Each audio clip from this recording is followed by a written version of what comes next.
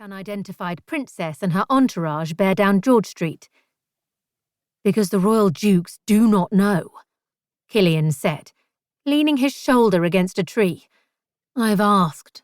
They don't keep track of their sisters' friends. And we dare not suggest to the king or queen that none of us has the slightest idea, do we? Hodges could best be described as Killian's manservant, but a more accurate title was man of all work. Royal fixing was rarely a one-person job. But the older man sometimes forgot that the work was not guaranteed. They were employees, just like the footmen and the grooms. As such, they could be sacked if their services did not meet expectations. We're meant to consistently prove our value, Hodges. Remember? Killian went on. How valuable do I appear if I cannot identify the girl I've agreed to seduce? No, wait. Let me tell you. I appear to have no value. The more invaluable Killian was to the king, the more work they sent his way. Princesses to entertain, for example. The more work, the more money, and the king and his sons paid handsomely.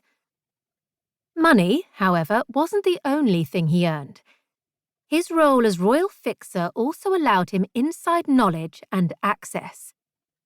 The Crown owned half of England and most of London.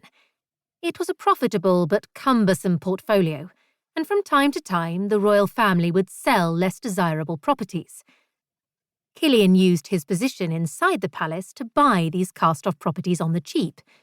He was the first to know and the last to place the winning bid. In essence, he came to the palace for a salary, but stayed for access to condemned boarding houses, vacant shops, and old taverns. One day, perhaps very soon, he hoped to have acquired enough derelict property to sustain himself as a proper landlord instead of a lackey. He hoped to have earned enough money to restore the properties to safe, livable structures, and also to provide for his young nephew, and to set up Hodges with a pension, and to work for himself, and himself alone. But not today. Today he would carry on as fixer, making money by entertaining Her Serene Bloody Highness and keeping her occupied.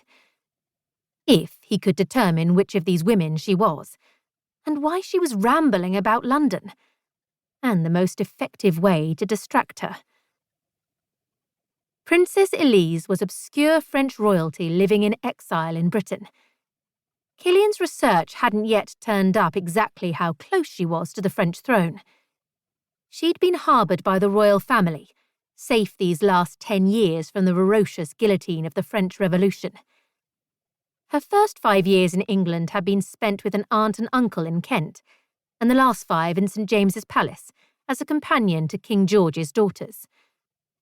Apparently, the black dresses and veils were a new addition to the princess's wardrobe.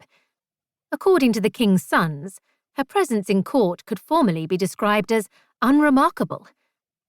Now she trudged about in a death quartet, needled the royal family with probing questions, and was generally in everyone's way. That's some morning attire, observed Hodges now, watching the princess's black-clad entourage navigate the maze of walkways in Portman Square. Is it me? Asked Killian, crossing his arms over his chest. Or does she look less like a mourner and more like a woman-shaped hole cut into the wall? Hodges snorted. If her father lost his head to the guillotine, maybe she has no choice but to dress in black. I don't care if she wears black, or pink, or floral sofa upholstery. If I'm meant to distract her, I need to know who she is.